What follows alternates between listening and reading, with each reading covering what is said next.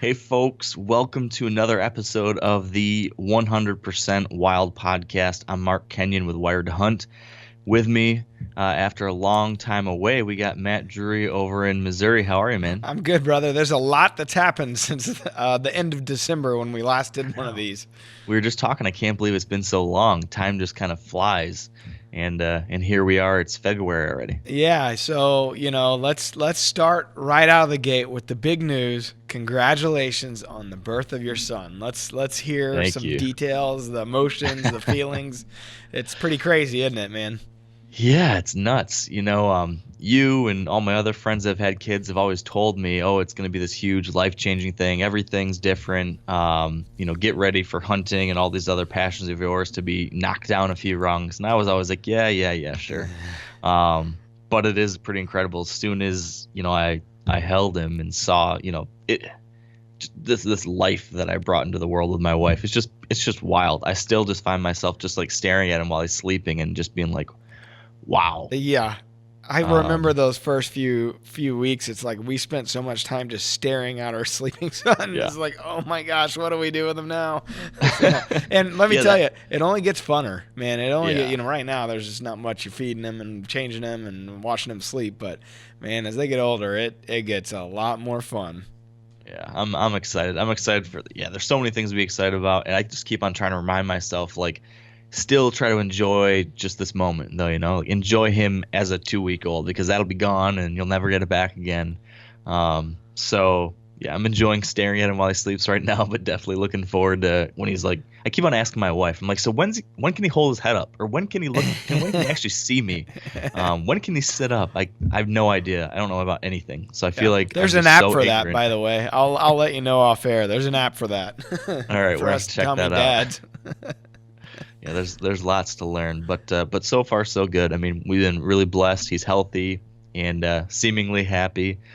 His name's Everett. He's 2 weeks old now. He came 2 weeks early, so today is his due date. Wow, He was supposed to be here today, and he came here 2.5 weeks early. So crazy. we were just really lucky that he was healthy and good to go, and it kind of worked out because when my wife finally gave birth to him, the doctor said, wow, if he went full term, you never would have been able to give birth. Like you wouldn't have been able to do this naturally because he was already too big as he was. Yeah. He was 8'2" Wow. as 2.5 weeks early, Holy cow. That's a and that big was baby. yeah, and it was a struggle for my wife just given that situation. So if he had made it to 2 weeks later, it could have been a whole nother ball of wax. Yeah. So Yeah. Well, congratulations, man. It's yeah. exciting. I'm happy for you. I appreciate it. And now you're going to be stuck with me asking you parenting tips. Yeah, yeah. So Well, watch maybe out for that's a that. whole new podcast. I know I've been finding between this and the Wired Hunt podcast, I feel like there's going to be a lot more dad talk. Yeah, dad Um, hacks. exactly. So that's either going to be a great thing for fellow dads listening, or it's going to be like the bane of all the other listeners who Yeah. don't have kids. Well, let me tell you, it's the bane of all the other listeners because when I was a guy without kids, like my buddies that had kids, my cousin Justin or whoever, I'm like, just meet us out. Let's just do this. Let's just do that. I apologize to all of those guys now for all of Uh-huh. those times I was like, you're such a pansy. Just come out. Let's have a beer. It I just know. doesn't happen anymore. I was exactly the same. So I definitely can now relate a little bit better. Stuff stuff definitely changes, but Yeah, I I hated it think because we missed you. We missed you at the ATA show. So that we were gonna get together for a few beers there. yeah. It began already even before he was born. So It's true. It's true. Lots of changes. Would the show season go well for you guys though? it did. It did. It was so for me, and I don't know that the industry really talks about this openly, but that's kind of what our podcast is about, some of the inside details, So for me, I felt like and we talked about it with several of our partners. ATA show this year was really, really slow from a foot traffic standpoint. A lot of cool products, a lot of neat, not a lot of neat things going on, but in general, it was pretty dead there at the trade show floor. And it might have been because there was supposed to be a huge ice storm coming through, and it really didn't Yep. happen quite like they had predicted it weather-wise, which is kind of what always happens. So that might have scared some people off, but it was interesting because obviously, as you know, our industry's going through a real tough patch right now in the archery industry in general, Hmm. and it's a serious deal. Like, we need to bring new eyeballs into the sport. We need to bring women and youth and non-believers, so to speak, into what we're doing. And it was not an overly great sign. But that being said, there's a new president there at the ATA. That's exciting. We look to see what kind of new ideas that he brings to the table. And conversely, going to SHOT Show, it was busier than I have ever seen it, and it's always packed. I mean, I don't know. Have you ever been to that show? I have. It's just a zoo. It's insane. I mean, you literally wouldn't be able to walk all of the show floor probably in a 2-day stretch. I mean, it's incredible how big it is, and it seemed busier than ever. And the same thing. Like, we're during a period here where like guns and ammo sales are way down. It's based on the party that's in office, and since we Right. have a Republican Party in office, and we feel pretty good about our Second Amendment rights right now, it's like, hey, we don't need to buy all this stuff, but It's quite an irony. it is quite the irony. But that being said, the trade show was an incredibly packed, busy. I mean, you couldn't hardly walk through there. So it was exciting to see that type of energy. But it was interesting to see, conversely, the two shows 2 weeks apart, 3 weeks apart, or whatever it is, a week apart, and see the difference of how many people attended. So I don't know. It was interesting from that standpoint. But as far as new products and those types of things, I mean, there was a lot of cool stuff at both shows. So Yeah. it was all good. Yeah, I kind of followed along, online, seeing what everyone was posting and everything. And part of me was like, I was definitely bummed to miss out on just like reconnecting with buddies and seeing people like you that I don't get to see otherwise, and getting to catch up in person. And then part of me, I do enjoy getting to see some of the new gear, but also sometimes it's a little overwhelming. It's also a little much. And so I almost didn't miss part of that. I was like, you know what? It's always kind of like you just come out of those shows just so burnt out, and it's just, at least for me, Oh, it's just like big this time. overwhelming madness of business and gear and Yeah. everything. And so a small part of me was like, you know what? It was kind of nice to step away from that for just a little bit. But I'll be excited to get back next year. Yeah, for sure. For us, it's like ATA is just packed, and it's good for us because we get all of our business.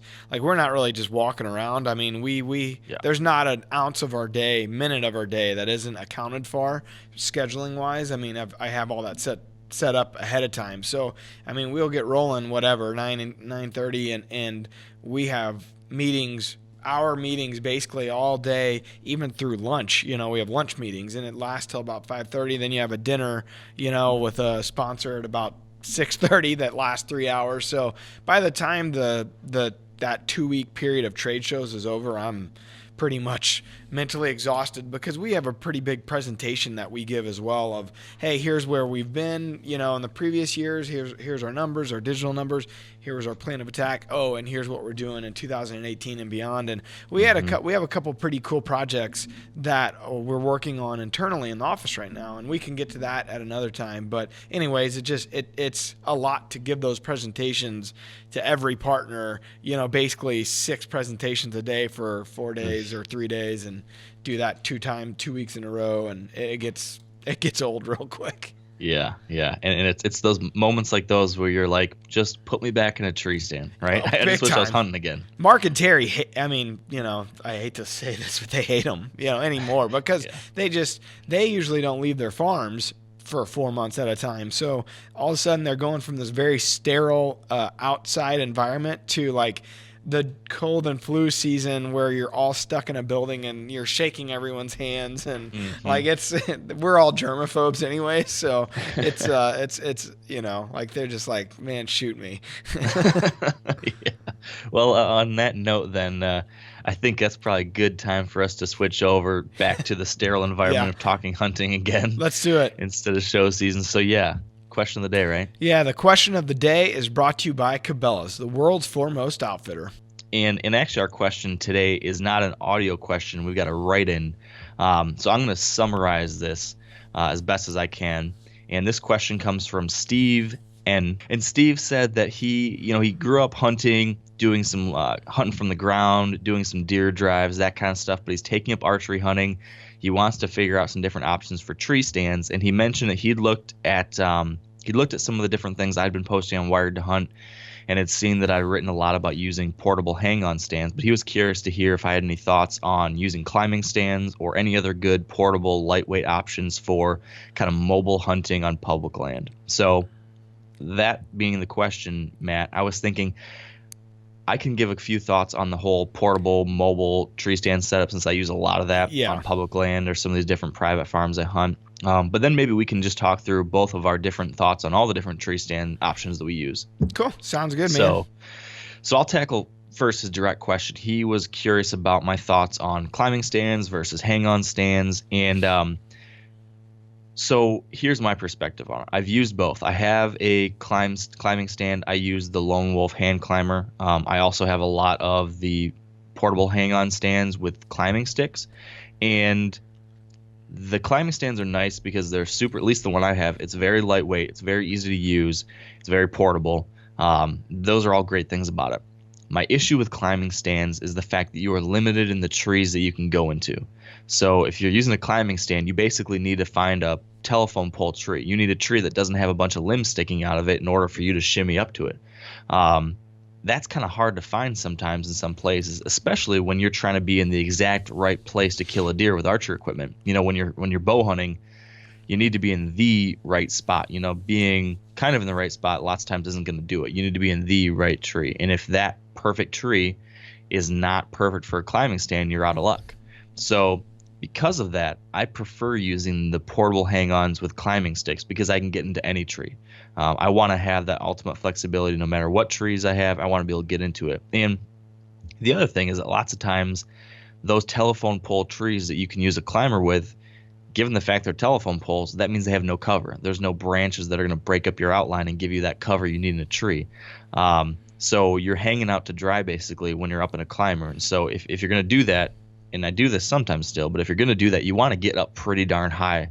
At least the places that I'm hunting here in Michigan, these deer, they look up. They're constantly looking up. They're so aware of hunting pressure and the fact that there's so many hunters and trees around here that they are going to be scanning up and around. And if you're just hung out there with nothing around you, they're going to spot you. So I like the hang-on stands. You can get very lightweight ones now because this mobile hunting thing is such a popular strategy these days. A lot of tree stand companies now are focusing on developing really lightweight, easy to use portable hang-on stands. So I've used stands from Lone Wolf, from Muddy, from Hawk, and there's a lot of other great options out there, kind of a personal preference thing. But you can get a stand. My hang-on stands I usually try to be in like 11 to 12 pound region, and then get climbing sticks. So you got sticks that 3 or 4 sticks that are they've got 3 steps on each one of these sticks, and you strap into the tree as you go up. And if you practice with them, if you get the hang of how to use them and make sure you're prepared once the season arrives, you can get up into a tree by hanging each one of these sticks with a lineman's belt around the tree while you're shimmying up, and then you pull up the tree with a rope. You pull up the tree stand with a rope, and you can have that whole thing up in the tree in 5 minutes. If I'm on my game, 5, 6, 7, 8, 9 minutes, something like that, I can be all set up and ready to go in a brand new spot in any kind of tree I want to be in with those setups. So lots of good options. My personal favorite is the Lone Wolf Assault with the Muddy Pro. Oh gosh, I think it's the Muddy Pro climbing sticks. I think is what they're called. They've got this rope cam system, so it's just it's a rope that you wrap around the tree and then you cinch into this cam system on one side, and it's really easy. It's really quiet. There's no buckles that bang around. So that's probably my favorite, but there's a bunch of others that work great too, and I've used it a lot. So I really tend to use those portable setups a lot. One other portable lightweight option to consider, and this is something I'm actually going to be buying one of these this year and trying it out, is a tree saddle. I've never used one before, but I've heard from a number of guys that are just absolute mature buck killers consistently all the time that love this kind of setup. I don't know if you've heard of this at all, Matt. But basically, this is a kind of a climbing harness type thing that allows you to get up in the tree where you want to be. So you use screw and pegs or climbing sticks to get up where you want to be, and then you attach I don't know what you'd call it. You attach essentially a strap to the tree, and then you hook into this thing where you're in a harness, leaning off of the tree in a saddle, and then you're able to maneuver around the tree, whatever direction you need to be in, spin around the tree if you need to, and basically you've got this portable tree stand type of thing, but it weighs next to nothing. You wear it when you walk out to the tree that you want to hunt, and you can get in and out of new spots really easily, very quietly, with no need to set up a tree stand at all. So that's something I'm gonna test out this year. Yeah, I've seen those. I'll be interested to see what you say because for me, I'm always worried. Which to me, it's like it looks like a hammock. You're basically in a hammock to an extent, right? I mean, kind of like you're sitting upright in it, but yes, Yeah, it's kind of yeah. like a sitting upright hammock. I don't have the coordination ability to to sit there and not be just going in circles the whole time. Yeah, we're gonna see. That might be an issue for me too. Yeah, yeah. So I mean, you touched on most of the main points there. I mean, for us, our setup's a little different. We can't be as mobile, obviously, because we're always two guys in a tree. So you have to be cognizant of that. And even for those of you guys out there that like to film, there's a pretty standard way to a two-man set as well. So we like the lock-ons a lot. Of course, Mark and Terry have kind of graduated to the point where they're using a ton of box blinds, and that's just there's a lot of factors into that. There's the amount of time that they spend outdoors. There's terrain issues. It's the camera equipment issues. It's their age to an extent. Just getting older and wanting to be more secure and safe. And so, anyways, I still prefer a lock-on, but you got to prepare ahead of time when you got a camera guy and two sets and all that stuff. Now, that's not to say you can't still go in and hang and hunt based on some new movement or sign that you're seeing during the season. I know tons of guys that do that and film. It's just you got to be really quiet when you have two sets of stands, and then of course the ladders or the steps or whatever you use. And of course we're sponsored by Muddy, so that's the only products that I've used for the last. It was Big Game and then Muddy. It's probably been close to 10 years maybe. So one of the stands, what I like the most though, I like a bigger stand on those lock-ons, because the one thing that you don't want, especially if, like in this guy's case, he's used to hunting off the ground, you're going to want to feel comfortable. So I understand that he's packing in and it's public land, and like I don't have the experience on that side like you do, but I will say, like, you better practice on, in your backyard if you can or wherever before you do it, because you're going to get a sense of if you've never hunted out of a tree before, you just better practice ahead of time. And I wouldn't think that going up in a climber for the first time ever to go hunt out of a tree is your necessarily best way to go. And maybe it is, but I would think you'd want a stand that gives you a little more width and length. So when you're shuffling around, boots or whatever, those big rubber boots or whatever you're wearing, that's it. You just got to be really careful. So first of all, make sure you're wearing some sort of safety device, a harness, a lineman's belt, whatever it is. But I'd say secondly, like for me, I prefer the bigger stand, because when the action's happening and you're looking around, like the last thing I don't want to worry about if I'm about to step off the edge of this thing or not, or because you really got to worry if you feel like it's a weird thing when you're up in a tree like that, and like part of your foot is off the edge or whatever, but you're not expecting it and you're not looking at it, you're looking somewhere else, it totally throws your equilibrium off for whatever reason. Just even if there's some stands out there that there's like bars, and so there's like an inch maybe in between each bar, and say you just like step on that part and it's just a weird uneasy feeling even though you're safe or whatnot. So I don't know, for me, if it were me, I'd go with a larger stand, something that you could still pack in or whatever, but I'd be careful. I'd just be super careful and practice ahead of time, especially if you've never done it before. We have the luxury of being able to put up some ladder stands because it's a lease, situation for me. So I know that I can leave it up if I wanted to for the season or whatever. Disclaimer though, you are supposed to take those stands down. I think the guidelines say like 14 days after the season, or after you've used it last, you're supposed to take it down within 14 days every time. But my point is, a ladder stand gives you a lot of comfort. I mean, you can feel really safe in a ladder stand. That's not to say you can't have an accident, but for whatever reason, it just feels a little bit safer. So I don't know. For me, the point of this podcast would be more of a, hey, just get comfortable with what you're doing before you go out and do it for the first time in the dark, in the rut, and try to figure all this stuff out for the first time, because it won't go like you thought it would. Inevitably. Yeah, that's a really good point. I think, if you've not hunted from a tree stand before, that is such great advice, because you're right. I think the first time you're up in, especially if you're trying, like you said, up in a climber or a small portable, that would be a really uncomfortable experience. Especially the stuff I just recommended, like both the climber I recommended and the portable hang-on I recommended are the smallest ones out there. And that's what you need for when you're packing way in there, right? But you got to be careful.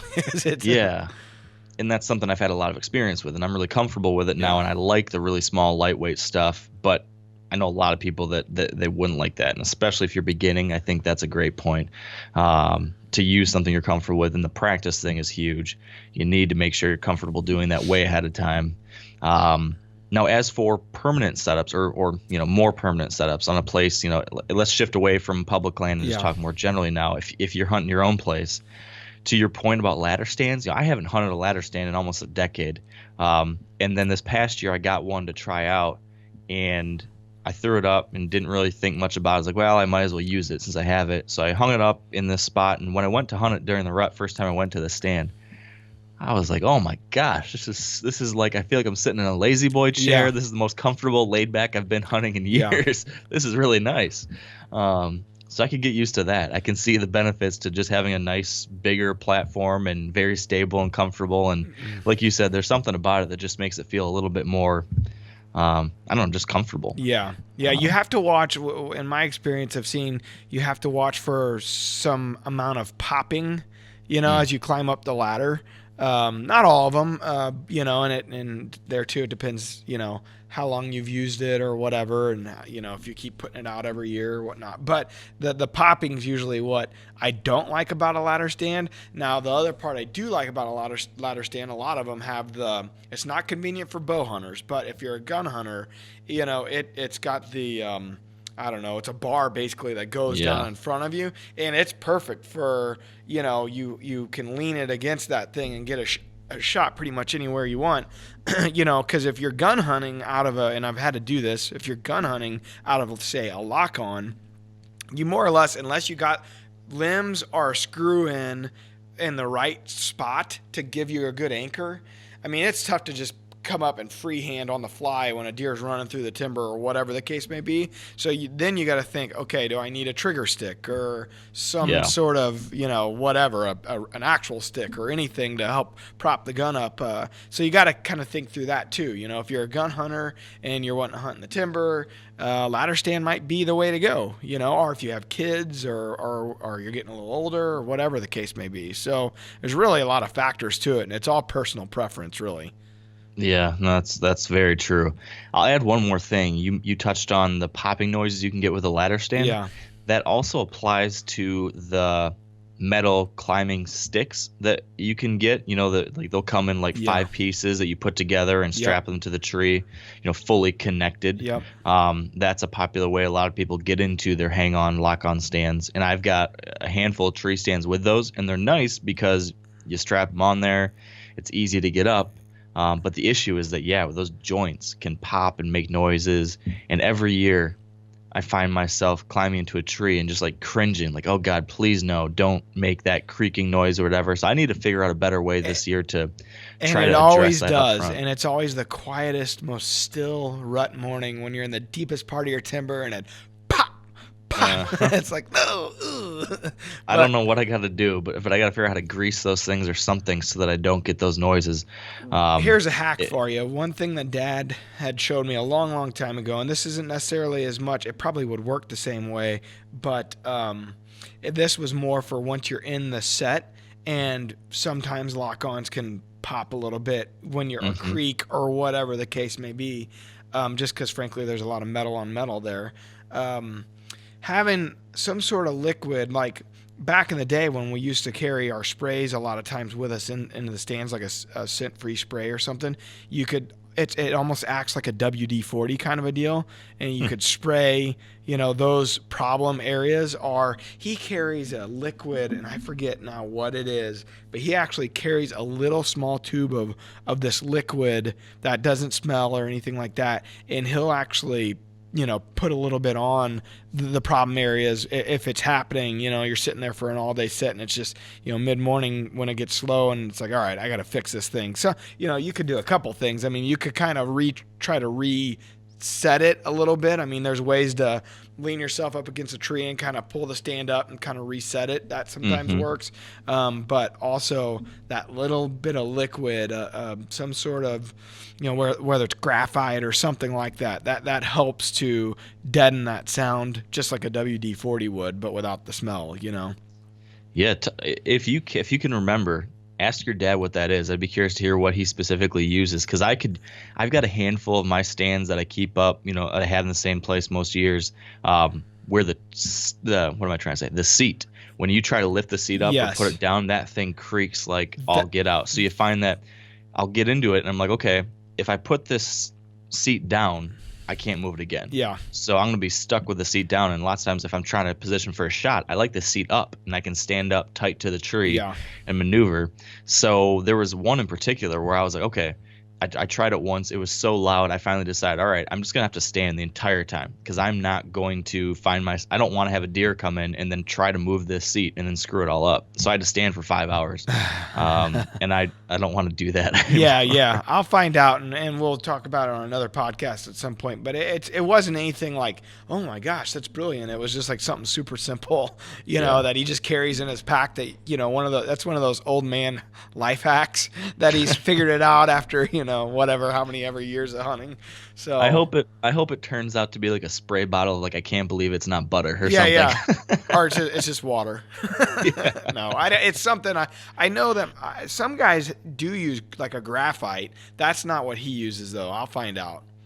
Okay, interesting. So Um, the one other thing I would add to this whole conversation because we talked about the creaky sticks that you put together, the metal sticks, which work great but can be noisy.